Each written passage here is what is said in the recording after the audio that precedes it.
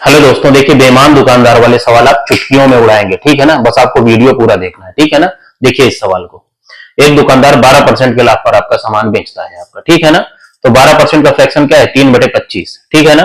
तो 25 का सामान उसने कितने में बेच दिया आपका, 3 रुपए ज्यादा में 28 में उसने बेच दिया, ठीक है ना। अब दूसरी लाइन देखिए, और वास्तविक वजन से 15% कम वजन तौलता है आपका, ठीक है ना।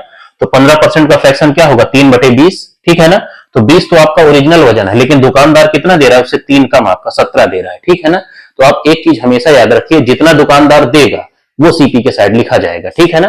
तो दुकानदार कितना दे रहा है आपका 17, ठीक है ना। रुपए कितने के ले रहा है आपका, 20 के, ठीक है ना। तो वो सेलिंग प्राइस के, वो एसपी के साइड लिखे जाएंगे, ठीक है ना। इस चीज को आप एकदम समझ लीजिए और दिमाग में बैठा लीजिए कि जितने ग्राम दुकानदार तौल के देगा वो हमेशा सीपी के साइड लिखा जाएगा, ठीक है ना।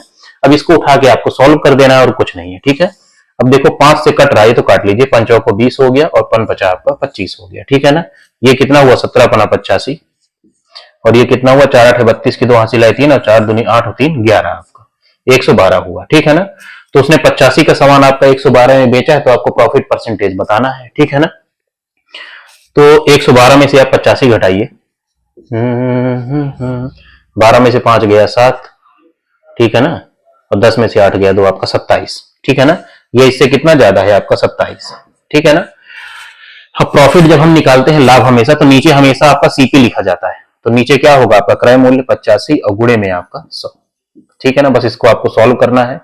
15 से काटिए 17 हो गया, और ये कितनी बार गया, 20 बार, ठीक है ना। तो ये कितना हो गया आपका 27 दूनी आपका 54, 540 और बटे में आपका 17, ठीक है ना।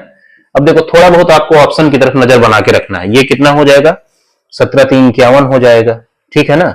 51 में कितना 3 जोड़ोगे 30 होगा, फिर 17 दूनी 17 21 17, तो 31 दशमलव समथिंग आपका आंसर होगा। तो 31.76 जो है आपका आंसर होगा, ठीक है ना।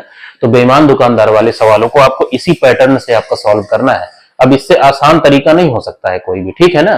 तो अगर आप रेशियो से बनाएंगे तो आप चुटकियों में सॉल्व कर देंगे, और बेईमान दुकानदार के सारे सवाल आप रेशियो से बन जाएंगे। ये मत सोचिए कि कुछ सवाल ऐसे बन जाएंगे कुछ सवाल नहीं बनेंगे, सारे सवाल आप रेशियो से बना सकते हैं, ठीक है। और मैं आपको बना के दिखाऊंगा, ठीक है। जय